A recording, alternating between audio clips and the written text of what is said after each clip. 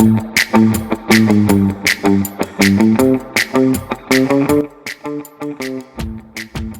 I'm Rick Kaplan from the New England Real Estate Journal, and my guest today is Demetrios Salpoglou, and he is the CEO of BostonPads.com. And Demetrios has a lot of things he does, so I want to ask him to pretty much tell us about what he does, because he can probably explain it better than I could. Welcome, Demetrios. Hey, Rick, thank you for having me. Much appreciated.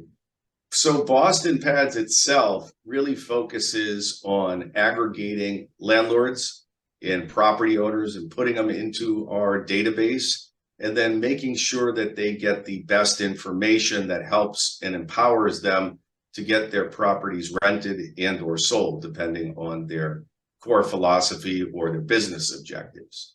And so what we've done over the course of about 20 years is we've assembled a little north of 17,000 landlords in our database, over 27,000 keys, 200,000 units, which is comprised of, affectionately, a little over $90,000, 90,000 units of mom and pop landlords, small landlords. And then, on the other side of it, the rest of it is a little north of 440 luxury buildings in the greater Boston area, which comprise close to about 110,000 units. And so that's how we get to the sum of about 200,000 units in our database. And so over the course of this time, we've, amalgamated, collected a tremendous amount of data from landlords. And we've been able to provide to the consumer, to landlords, real-time availability rates, real-time rental dates, real-time days on market, real-time pricing, a whole host of data that empowers empowers everybody to make better decisions on real estate. So you're not just putting together data for landlords. You're putting together data for everyone. Yes. Yeah, we openly display the most accurate real estate data, certainly from an apartment perspective, apartment rental pricing, than anyone, whether it's a national brand or a local brand.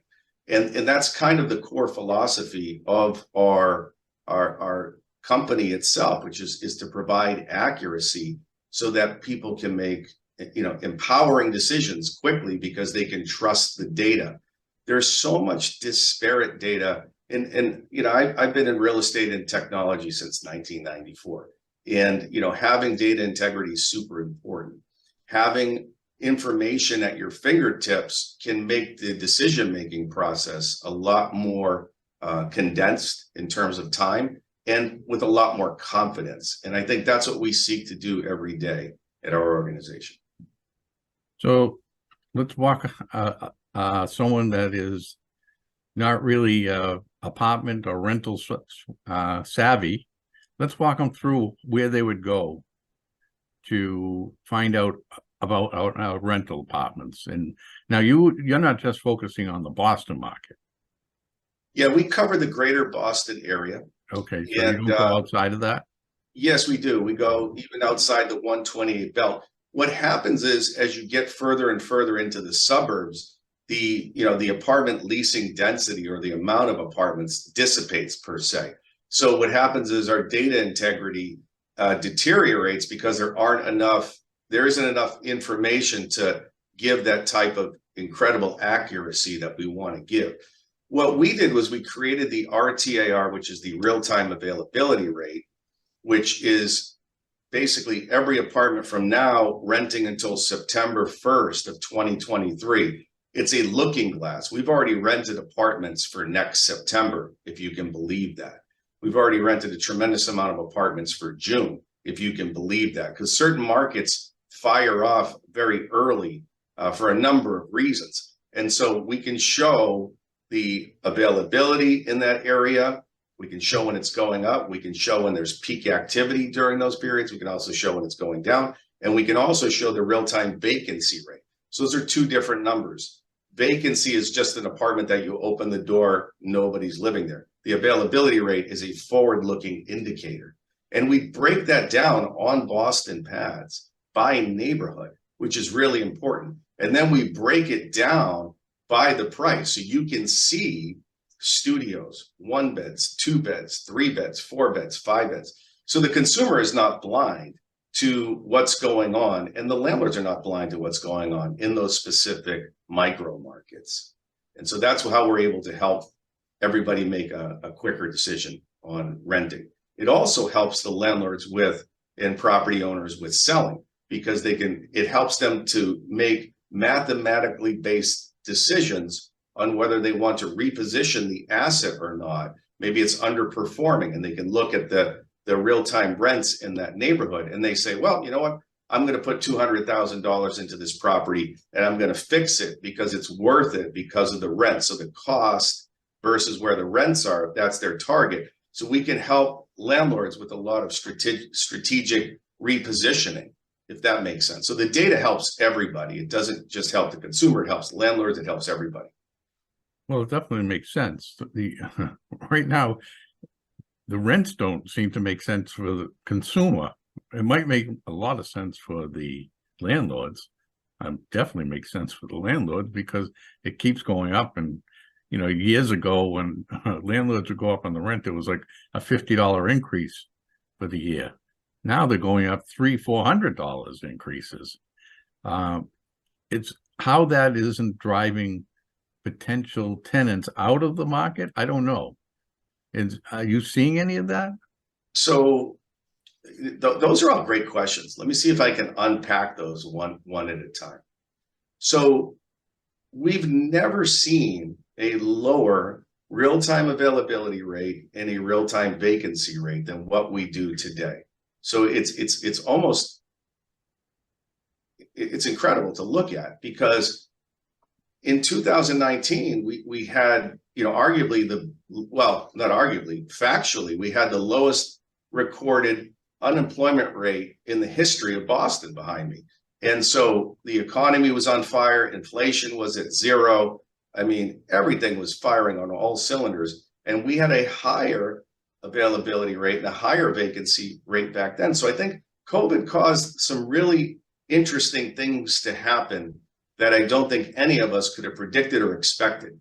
And those three things were this. One, we had the greatest migration of people leaving Boston that we had ever seen, which if you look at our real-time data charts, it's incredible just to see. And we were getting so many apartments. We picked up 36,000 apartments in our database during the pandemic from landlords we hadn't seen in years. And so there were thousands of units in Boston that had been turned into short-term furnished rentals, Airbnbs, corporate rentals, and we hadn't seen those in years. They slowly dissipated out of certain neighborhoods because you could make more money doing those endeavors than renting a traditional apartment. So a lot of that had been converted. We saw a lot of that come right back into our database. And so there was that migration out. There was also this migration out of landlords that never had a chance to really renovate their properties in a long time, because our cycle is so tight and our vacancy rate is so tight that this gave landlords a chance to put a lot of money into the properties that they wouldn't have otherwise, because you can't really do that much work inside an apartment when tenants live there, right? But that was an opportunity. It was a giant refresh. So in many ways, we took a step back. Landlords were offering incredible concessions like I'd never seen before. I think at one point we had over 80% of landlords paying the broker's commission in Boston, which we've never seen before. And they were doing tons of work. So they were renovating, they were sanding the hardwood floors, they were putting in new light fixtures, they were doing all kinds of stuff, putting in new vanities, doing a lot of quick knick-knack stuff, as well as extensive renovations to try to make the place look better. So what happened was they put more money in, and now they're just trying to get it back, if that makes sense. And so there was an offset. And so, you're seeing, like right now, if I look 1 year ago today, to your point, 1 year ago today, if I look at a studio, it is 15.75% higher 1 year to the day. 1 bedroom, 15.96, 2 bedroom, 13.56, 3 bedroom, 9.79, 4-bedroom, 9.93, 5-bedroom, 12%. So these are market increases. But we also have to remember that landlords had concessions during that period. So there was, landlords are for many decades are used to first, last, and security, right? And they gave a lot of that away to just get tenants in during the pandemic. And so they might just be taking first month's rent and paying the broker's commission. So the move-in costs were dramatically lower. The prices were lower. Now they're catching up on that. So the rents are achieving all-time highs, but there was a lot of money put in to get to that process, and time and vacancy loss, if you will. I think that this is going to smooth out. I think that this is a catch-up anomaly that we're dealing with, because we went through something that Boston's not gone through, certainly in my lifetime. And hopefully we never go through that again, if that makes sense. Yeah. So the big question is, do you think people will be able to afford these rents? I understand why the landlords would want to increase them. And I understand, the property costs and doing the refurbishing or repurposing some of these apartments to make them more luxury. But do you think the market bears that? I mean, in some form it does, but I'm sure. But. Rick, excellent question. So if we look at our wages are still rising, right? So we've got some very high wages here in Boston. And that does come from your tech, your biotech, and we're very diversified, financial services, many, many industries here. This is not like, the 90s or late 80s when we were, we had much, much fewer industries. So, we're still spending a tremendous amount in venture capital. That spigot's still running. I think it's going to continue. The other thing is that behind me in this picture, you've got tons of universities, and they don't stop increasing their tuition increases. And so they're going to truck right along with 3 to 5% increases, maybe more. And what that does is they raise their room and board. And so landlords are usually operating much cheaper, or cheaper than, for the most part, than the room and board of, a couple 100,000 undergraduate, graduate college students, behind us here, right? So, there's a lot of forces at play there. Do I think that, 15% increase in rent sustainable? Absolutely not. And I don't think we're ever going to see that again. I think we're going to smooth out going into 2023. I think our biggest challenge, throw all the other variables away, is that we just don't produce enough supply. And so we've got to work, diligently to open up opportunities to develop properties that are very smart in how they're developed, and also increase the size, I believe, of bedroom counts, which will help with affordability. So that, maybe you have a 3-bed group or a 4-bed group, and they can save some money there on shared utility costs and the like. And, and I think that's something that we need to look at, all of us in the greater Boston area, to bring affordability, because construction prices right now are not, let's hope they come down, but we've been in an inflationary environment. We've had an energy policy that's kept, prices pretty high, and hopefully that comes down, because you have to remember, in construction, it is an incredibly energy intense operation to get buildings built, and most of it's done with diesel fuel, and the price of diesel fuel right now is very high, and that ripples through all facets of construction. And so one of the things that I see and I hear, and permits floating across my desk on a daily basis, is that you've got a lot of developers that went for permits, but they're scared to develop the properties because of construction costs, because of supply issues, because of inflation. And carrying costs can kill you in this environment, if you're a developer, and wipe out a profit. And so I think that there's a lot of factors going on that may subdue our ability to keep up with population growth in the greater Boston area. And so I think it's not a simple issue. It's a complex issue that needs a lot of diligence and care if we're going to continue to build this great city and bring, great product, continue to bring great product to, to everybody. Well, the thing in your picture behind you is missing is that in between every single building, there's usually a big crane that is constructing one of these big apartment buildings. Yeah. Now that's going on in the city. It's going on in a lot of the outskirts of the city, like Somerville, Cambridge, all of those other areas. There's just tremendous amounts of construction, and majority of it is for new apartment buildings.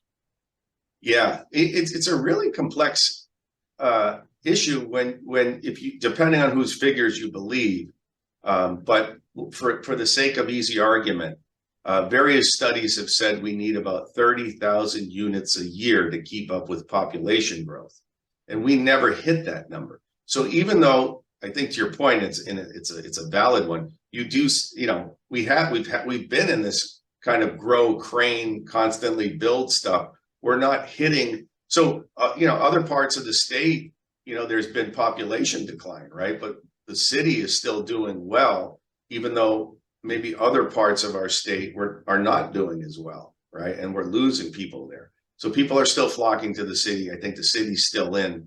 So I think you're going to have insatiable demand for new properties just to keep up with population growth, if for nothing else. And if you look at what's been built for literally the last decade, 90% of it is Class A luxury buildings. Our database, what's funny is when I started in real estate, I think we had like one luxury building in our database, the Devonshire, and it's mind blowing now that they pop up like mushrooms. And I think I just got one the other day. I think it was Wayland. We got one in Wayland, a luxury building. Wayland contacted us and is in our database.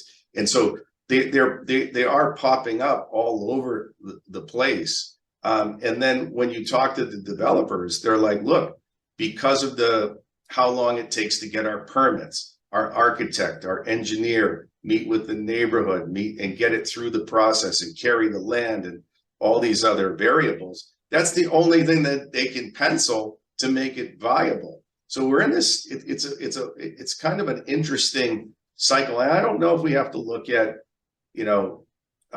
maybe tax credits or some other way to increase supply. But it's something that I think we're going to be in for a little while. See, and I've been throwing out the hook, and I'm just trying to reel you in right now. We're going to talk about, because this conversation goes on constantly. Affordable housing, workforce housing, low income housing. I mean, to the average person, they all sound like the same thing, but they're all a little different. All of the new building that's going on, and a lot of the older building, are they accommodating that type of person? There's so much to unpack there. I think that. Well, that's why we have you on here. Well, you're doing all the unpacking. So I think all housing is good. And I think that, let me start there at broad brushstrokes. The more supply you bring on, the more it helps everybody.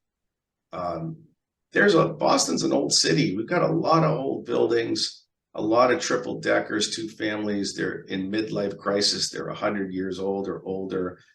They're not built. They weren't built to today's standards, with, a lot of buildings are not fully sprinkler. They don't have technology involved. There's a lot of rewiring. There's just, every time we build something new, it's an order of magnitude better than what we used to have as a general rule of thumb. And so that cost, it's like the same with cars. I mean, that would probably be the easiest analogy. If you look back at cars even 20 years ago, the amount of technology that we have in cars right now is just, it's outstanding. It's amazing, right? What a car can do. There's more technology in cars than what went to the moon for, you know, for us landing on the moon. So it's, I think by the same token, the construction industry has gotten much more sophisticated, added in a lot more complexity to make, and properties are way more efficient. They're way more optimized. They're way better, but there's a cost associated with that. So it's not an easy solution.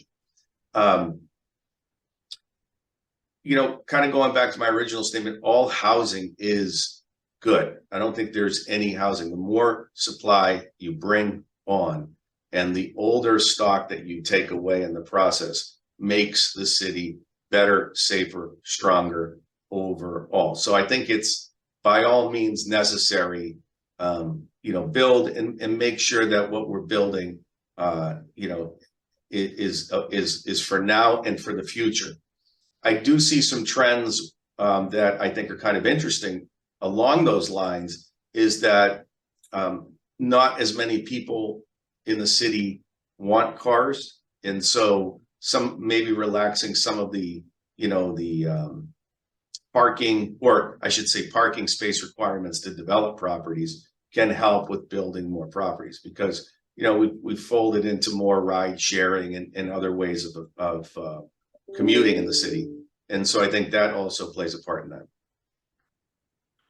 Well, I don't know if you fully answered the affordable housing question, or, you know, the workforce housing. I know we have some of that going on in the city. Mm-hmm. And, you know, we also, I'm born and raised in the Massachusetts area, very close to the Boston area. And I never saw anything like, you know, what has happened in the Seaport, what has happened down in the Fenway, because the Fenway was just a dumpy area. Now you have these big high-rise apartments. Everything is nice and new. It's beautiful there. Same with the Seaport. And the Seaport used to be just the parking lots and fish processing plants. Sure. You know, all of that. It's beautiful and all, but, you know, the people that work there, where do they live? Because you can't take an apartment in the Seaport. For you to rent there, you have to be making over $100,000 minimum to live in that area. Because I don't think there's a rent that's under maybe $3,000 for a studio, maybe more. Yeah, I think so. Affordability is going to be an issue in a city with no space, right? We're not, we don't have the luxury of some other cities where they have a magnanimous amount of surrounding lands where they can continue to build ad nauseum, ad infinitum, ad verbatim. It's just, we're not the same city. So to answer your question on workforce housing and other forms of housing, it's a complex issue that there's no silver bullet to it, right? I think you can provide incentives, you can provide tax credits. We have to be mindful of who's paying for these things at the end of the day, right? So if it's not strategically funded, then we're taking from one group in the Commonwealth to pay for something else in the Commonwealth. And there may be a whole host of issues with that as well. So I think that, you know, there's far smarter people than me in the legislature that can continue to provide ideas on how to bring about change. I think that there are opportunities and great ideas surrounding many ways of increasing our supply. And to that end, I'll be supportive of anyone and everyone that wants to bring more supply, whether that's in an existing footprint or, you know, maybe knocking down 2 or 3 buildings and then building a better property. I think we have to be strategic in what we do with what we have, both existing and new. And so to that end, I'll go back to my original statement. I am for anything and everything that increases supply, both short-term and rapidly. Well, I bring up that whole affordable housing thing and the workforce housing only because, and this is the nastiest word that a landlord in the city of Boston could ever hear, and that's rent control. And they started to bring that up as soon as Mayor Wu took office, Mhm. and they talk about it in New York as well. But I lived at a time when we had rent control in the city of Boston and Cambridge and some of it. It was terrible. Landlords could not make any money. They would lose money on a monthly basis. That's why they have to come up with some kind of a plan. And you're right.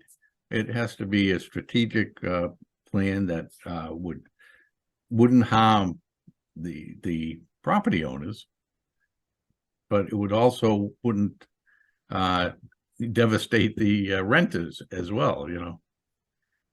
So, Well, I mean, correct me if I'm wrong, and I would love to be corrected if I'm wrong. I don't think there's any city in the United States that has a successful example of rent control working. no, you're absolutely right. So that's why, I would when they bring that up, it's like, and you say that you I say haven't read an article. You- I'm waiting for someone Right. to show me an article with But when you say mathematical that there's science. people in the legislature that are smarter than you, those are the people that are bringing it up. So they're not smarter than you. Well, I would imagine that they are, and that they are spending a lot of time doing the due diligence on that, and will provide everybody with information, backing their business position, or backing because the most important thing is the health, the overall health and financial viability of our great city. And Boston's an incredible city, and so we want to be mindful of that. I think to go back to your point, I've got some, a few laps around the sun myself. I remember being very young and watching the 6 a.m. news when there was just the 6 a.m. news, not like what we have today, nonstop news. Right. But Boston had a tremendous amount of fires under rent control, and I've heard different figures now. I saw it in writing that said we had a 700% increase in fires. I heard somebody else say it was a 680% increase in fires. I'm not sure which one it is, but that's a lot of fires. And I think that when we look back at it under rent control, one of the guiding things that we heard about a lot was that landlords could not afford to upgrade the electricals. They weren't able to put money back into the properties because of rent control. So I think that's something that needs to be, above anything, above all else, is look at the safety of our city, because we certainly don't want to put our firemen, people that are citizens, consumers, everybody in harm's way unnecessarily. So I think that's something that needs to be looked at and done with care. What I do think might be possibly a better solution to rent control would be to allow more options in existing structures to maybe utilize the square footage that's there. We've got thousands of triple deckers all across this greater Boston area, and I think maybe utilizing some zoning code to bring basements up to code, maybe dig them, make them very nice, beautiful, put living area down there, maybe put more bedrooms up top on the first floor. So take a 2-bedroom to a 4-bedroom. That could open up affordability for people and roommates to share costs and have a better housing option. That could alleviate some of the problems. And then maybe dormer the top unit and allow or add some height to that and on a triple decker. And then that might add maybe another 3 or 4 bedrooms. Now, if we do that across thousands of units, that can add a lot of bedrooms in not that long a period of time. And then I would attach some strings to it. Maybe, a part of that process for that landlord is that they put sprinklers in place, they upgrade the electricals, so they're doing good for the housing stock for humanity, trying to bring down costs, also providing jobs. That's a lot of work. So I think a lot of things can be accomplished good in that process all across our city. Oh, I agree with you. Solution. Yeah, I agree with you. I mean, I think there's a way to go about it, and I think and property owners have been very innovative over time.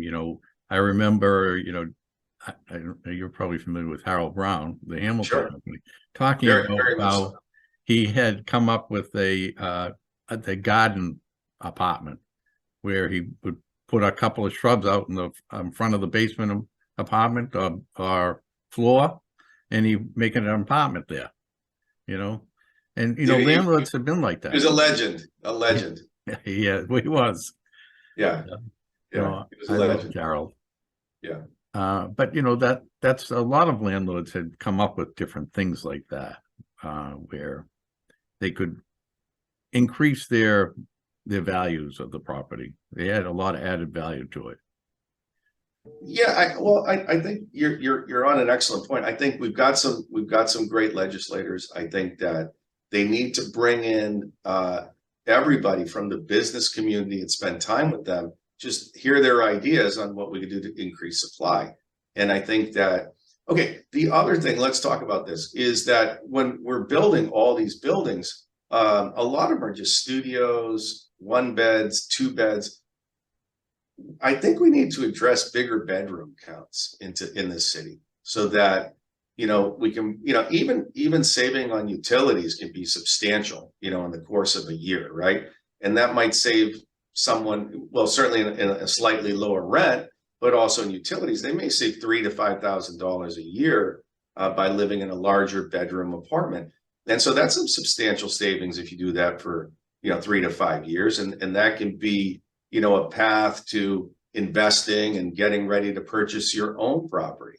And so I think we have to look at these things. Everything, all the poker chips need to be in the middle of the table, and all options need to be looked at. Well, when does it get to a point where renting or owning, because if you're spending $3,000-4,000 a month on a 1-bedroom apartment, and you can buy a condo apartment in the city for like a mortgage of, I don't know, you end up costing $3,000 a month. Wouldn't that make more sense to a lot of people? So at what point does the switch, go there where you start building, or you're taking existing apartments and start converting them to condos? Yeah. Excellent point.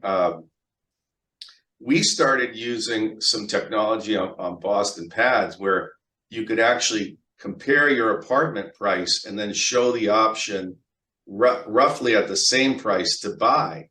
And I think that's a nice technology enabler where someone can think outside the box to buy. When does that mechanism trigger where someone says, wow, that's better than renting that? And so it's nice to have that all. That's another, kind of data-driven result. When you put information in front of the consumer right there, I think that helps them because it can be a very daunting process to go from being a renter to becoming an owner. And I think the more data that you lay out and options right in front of them, that empowers people to make better decisions. Now, if you were going to rent an apartment, let's say you had a son or a daughter going to school in the city, and you had to rent them an apartment, is there an area that you think you could get the best value? That's a great question.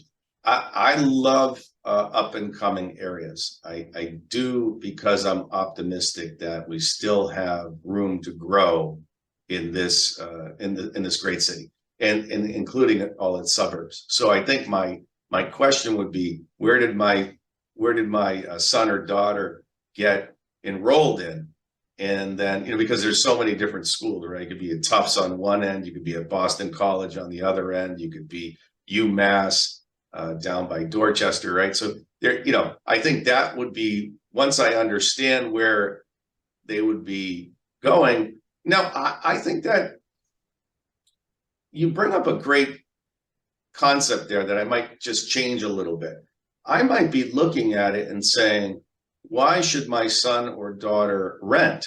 Maybe I buy a dilapidated property or a value add property, put in the magic, make it beautiful, increase the quality of our housing stock, and then have them go get 3 roommates or 4 roommates, whatever the situation. Like, in other words, let's say it's a 3 family, right?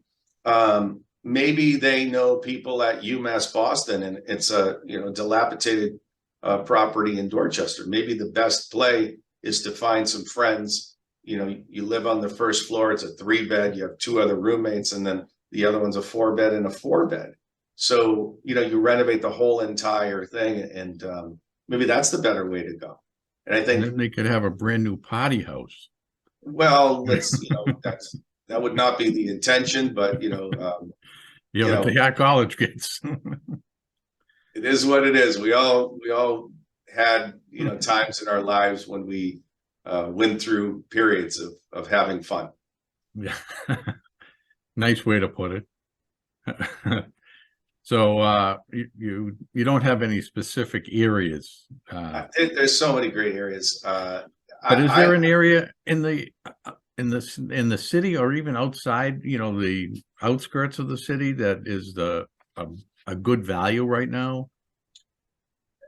Yeah, so I would say there's a lot of great areas. It always boils down, I think, to the best apartment that fits your needs, right? So if you're like, I don't think the average commuter is going to want to, if their work is here and they need to go over there and it's 10 minutes, okay, that's great. If it's 30 minutes, that's not okay. So I think the commute has a huge aspect of it, even more so in some cases than cost, because your time on the T is still a cost, right? It's quality of life too, to save $100 a month in rent, but to be on, public transportation or driving your car an extra 30 minutes. If you added that up over the course of a month, and let's say you go to work 20 days, I mean, what's that, 10 hours of extra commuting plus gas plus your time? I mean, that's way over $100. So you're actually negative by living further, especially with high gas prices the way they are right now. So I think that location is still, it matters, quite a bit, both to the student and to the professional on, commute times to work, or what they're doing what is their flight, what does their commute pattern look like every day? Well, now, you bring up a good point with that, because you see that a lot of these MBTA stations, they're building apartments on top of them. Yeah. Which is, I'm not sure if I would want to live there, but I mean that it's very good, convenient. You walk downstairs and you're right on the train. Like in Revere, right on Revere Beach, a lot of the new apartments they built there and condos, big train station right behind it. Yeah, I think it's very smart. I think that people's jobs now are very, very demanding because you've got the internet. The pace of technological change has accelerated. Business models has changed. Venture capital is very, very nimble, and it goes into new businesses, and so they sprout up. And I think that the people that are working in these nascent industries or advanced industries, if you will, they're putting in a lot of hours to make sure that they're front running in those, in those new fields. And so I do think that they put in more work than, say, the average worker in a non-high-tech city, if you will.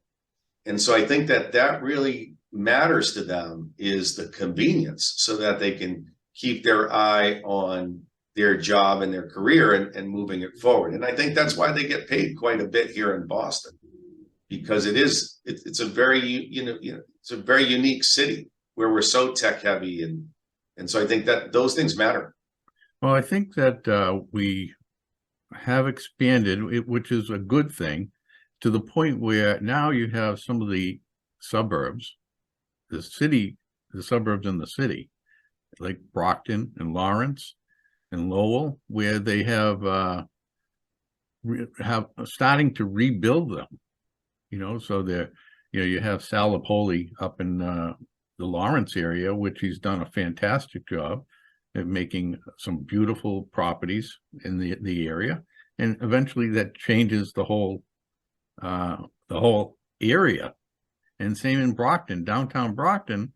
And I just had an event that I did on downtown Brockton. And in the downtown area, they are building all these new luxury apartments, and they're getting market rate, where Boston market rate, I should say.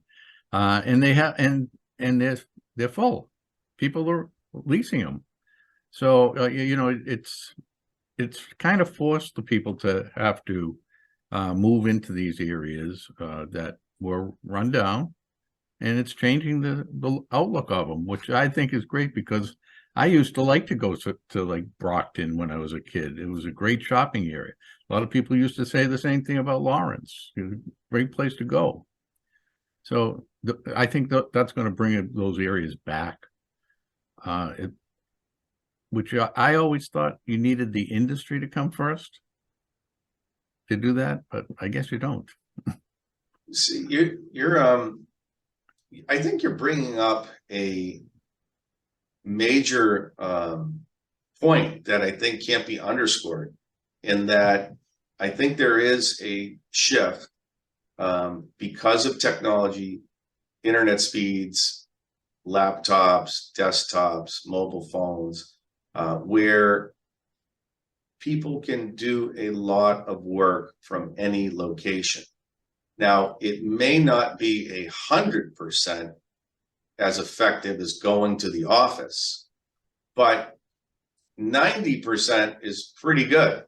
And I think that if you can do about 90% of your work from a remote location, and your employer approves of this, and there's no conflict there, then I think it makes sense for a lot of people to want to live with less commute in their local area. And it could be for a number of reasons, if for nothing else, taking care of their parents or other matters of convenience, or their husband and wife or partner has another job further north. So they're picking locations that optimizes their life, rather than saying, I have to come to the city. I think the city is always going to draw people because it's just such a great city. But I think that there's a tremendous amount of people that go through different phases of life, where they're in our city for 5 or 10 years.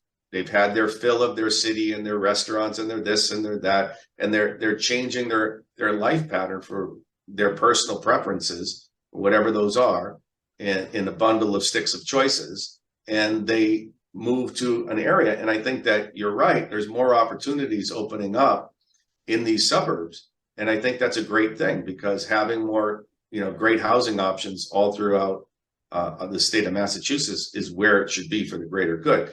One thing that I do hear a lot about, Rick, that I probably should address, is that I hear from, developers on a constant basis that they that smaller towns and city officials are very welcoming to them, and really want to get development going in most towns outside of Boston.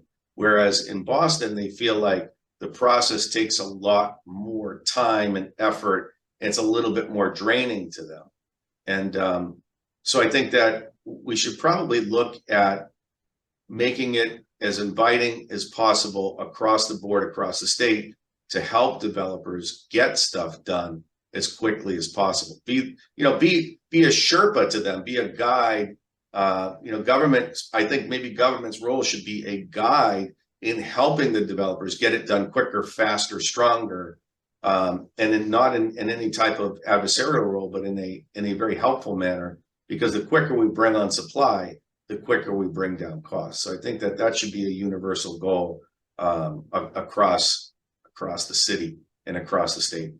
Well, any developer that is familiar with opportunity zones, they'll understand that, building or developing a multifamily project in Brockton or Lawrence or any other area that is deemed an opportunity zone will make sense if you know how to work that. And, Mass Development, which is a fantastic organization in the state that helps with that as well. And they have some great programs that will work with developers. But, that's all, that's someone that really knows how to work that. They're not easy to put together. Yeah, I mean, real estate's a very risky business when you're developing properties. I mean, there's no question about that.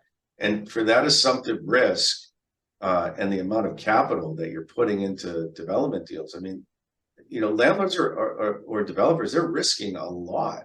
And there's no guarantee that they even make the finish line or make a profit at the end of all that work. And so I think that opportunity zones are tremendous. I hope they're continued permanently. And I hope we find different wrinkles or different innovative ways to continue opportunity zones into other areas. Now, here's a kind of a funny one for you, Rick, to think about. We still have a lot of vacant space, downtown office space, shadow space from, people working from home now. Is that an opportunity zone? Is there a way we can streamline? You see where I'm going with this, right? I do see where you're going with it, but I don't think the federal government would see that as an opportunity zone, especially if it's in a thriving area. Like, you can't go into the financial district and say, well, this building is only half rented.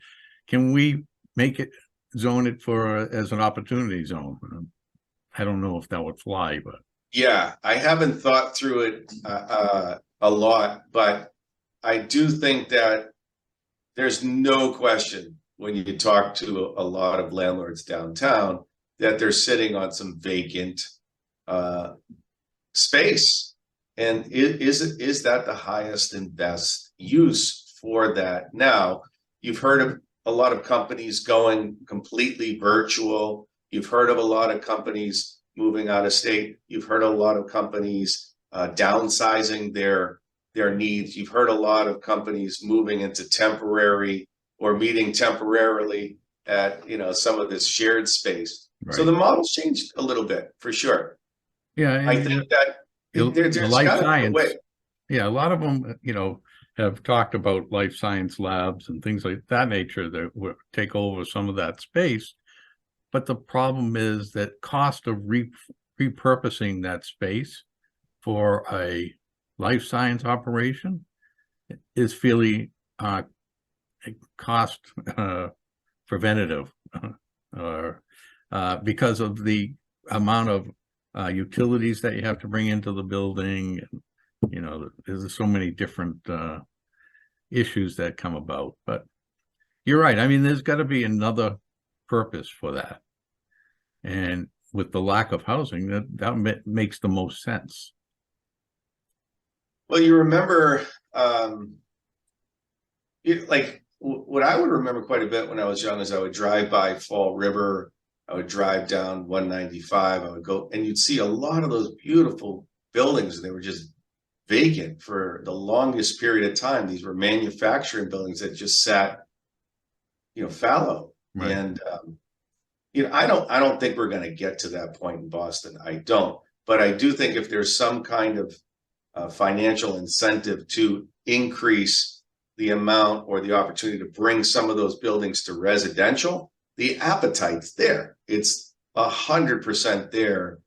So, maybe you make them into condos, maybe you make them into apartment rentals, whatever it is. But I do think that this is an ongoing dialogue that's going to continue to be spoken about for the next decade, because I think internet speeds are just going to get faster, software is going to get better, mobile devices are going to get stronger, people are more adept and adroit at using and working remotely. I think you're going to see a lot of that play out. There's a mixed feeling about the remote workforce.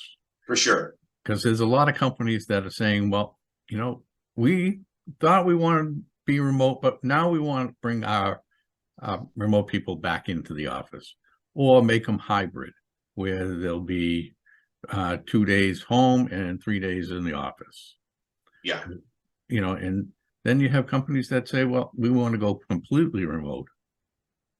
Because now you're right, with all the technology, you can have employees everywhere. You can monitor all of their work from just what they do through the internet and on their computer.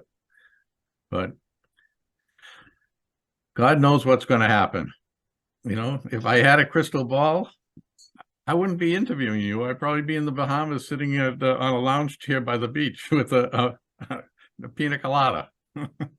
Yeah, it's going to be interesting. I agree. It's the next, on the backside of this pandemic and going through what we did to see this transformation, I think it accelerated things at a bullet shot speed, where it probably would have happened over 10 years, if that makes sense. So I think we just shot it right out of the cannon, and here we are. And it's going to take a little while to work it all out. I think that for many industries, working in a hybrid manner is beneficial to the company, does save them money. And then I think it depends on the industry. Some of them, I think you need to be in the office working together. So it's very industry specific in what you do, but it's going to be great to see the long-term reports and the forecasts on that over the next couple of years, so we can look back at it and set a framework going forward. Well, like we talked right before we started the interview about technology, you having a company that was based on technology, which even you had to make some provisions to be able to work, I guess, remotely. For sure. As well. So I can imagine companies that are like 60, 70 years old that have never really had that issue, that they had to work, they have their people work remotely. I wonder, now they scrambled and they got to that point really quickly. They're probably the ones that want to have their employees come back, I'm sure, because they never really could get to that point where they felt comfortable having everyone remote, Oh, for sure. First was, for speaking only for Boston Pads, we didn't even know if we were going to survive. Let's start there. Like, we didn't know. I don't think anybody could say, well, they knew what the outcome was going to be. All we saw were people leaving the city nonstop. And, you need people to actually generate money, right? And so, okay, that was kind of odd. And then what happened was we had to institute a lot of remote software that we did not have in place to address our workforce, right? And so that cost money. So, and then we had to hire a very large team to go out and get pictures, videos, and virtual tours of these properties and work through all of the COVID protocols at the same time. So that was an added cost. Now, and I could keep going. So there was all kinds of infrastructure changes that you needed to deploy, software, security software, protocols, making sure that your independent contractor or your employee had their laptop or their desktop was, properly locked down so that you weren't going to, cause havoc on the backside of your infrastructure through, hacking or any other form of malicious, malware. We could go on forever about it, right? So we made those changes, and all of those required time, money, and cost. We also accelerated software that made it better for landlords, where they could come into our private property owner portal. We affectionately call it the POP. And so they could look remotely, and they could look at their exact unit that they wanted to have rented. And our system automatically pulls up 5 competing apartments so they can look at it themselves and help set their own price. We don't give them the address.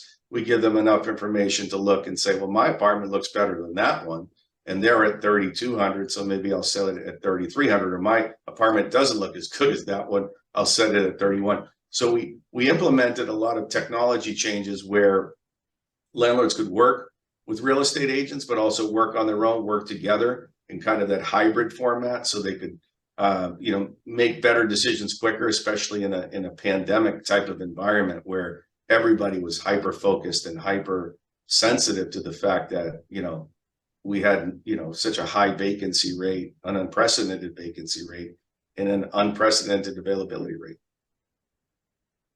Well, I think we brought up a lot. We talked about sure. everything. Yeah. And I appreciate that, Demetrios. I want to remind everyone who we're talking with. We're talking with Demetrios Salpoglou, and he is with bostonpads.com.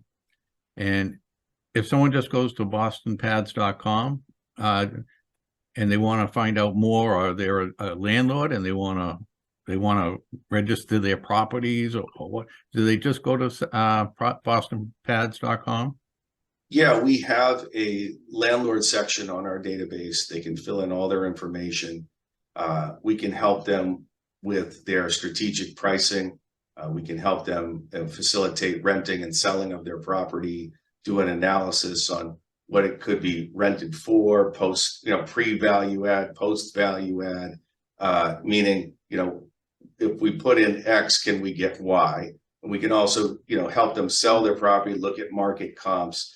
I think from anywhere having to do with apartment rentals to multifamily sales and development, I think that's where that's our bailiwick, and we shine.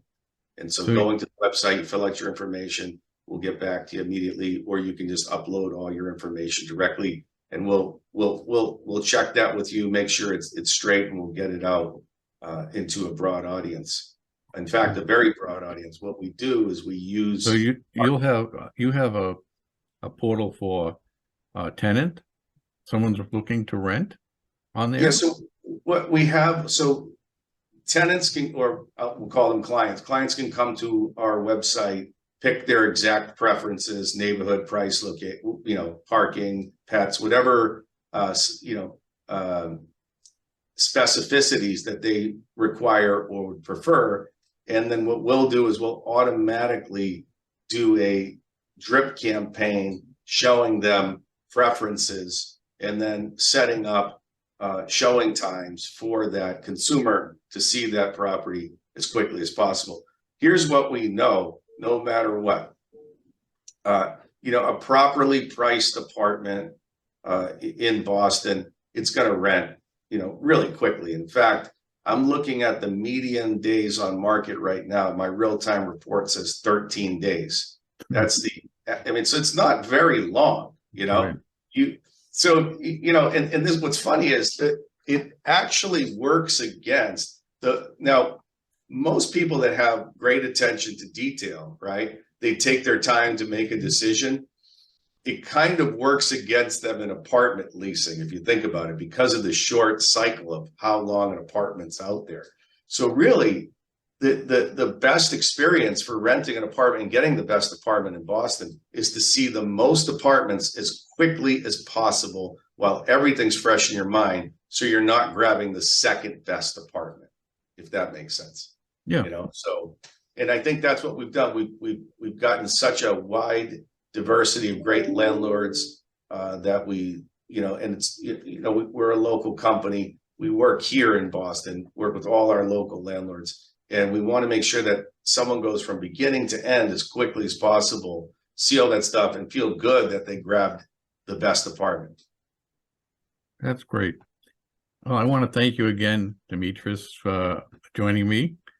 And thank you, Rick. And we'll be, so again, I want to thank you. And thank you, Rick. Appreciate the time.